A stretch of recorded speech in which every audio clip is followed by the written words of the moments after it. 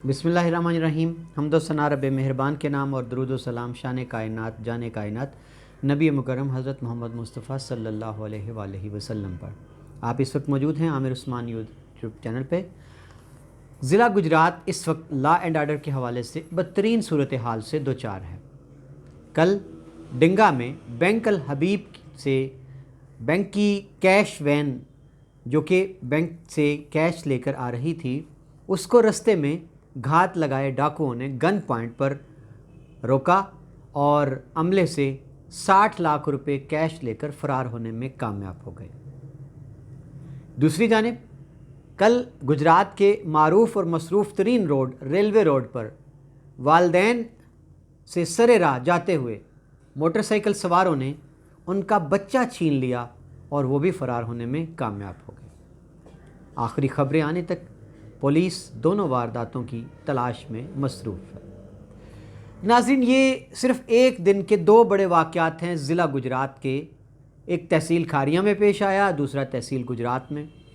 आप इन दोनों वाक़यात की संगीनी का अंदाज़ा इस बात से लगा सकते हैं कि एक जानिब बैंक की वैन है कैश ले जाती हुई जिसको लूटा जाता है दिन दिहाड़े और 60 लाख रुपए लूट लिए जाते हैं।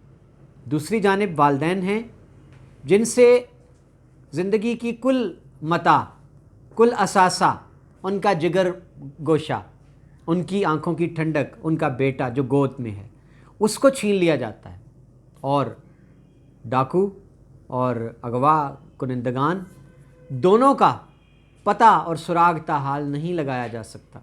एक बड़ा सवालिया निशान है पुलिस की कारकर्दगी पर, ख़ास तौर पर गुजरात में जिस तरह हालिया दिनों में, महीनों में पै दर पै वाक़यात कत्ल के, इक़दाम कत्ल के, अगवा के, आबरू रेज़ी के, ये सारे एक चैलेंज हैं ज़िला गुजरात की पुलिस के लिए।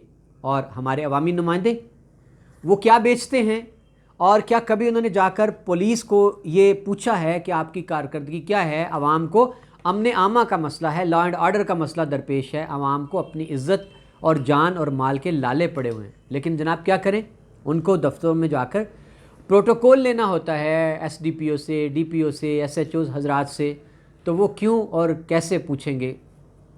लम्हा फ़िक्रिया है। बहुत शुक्रिया, अपना ख्याल रखिएगा।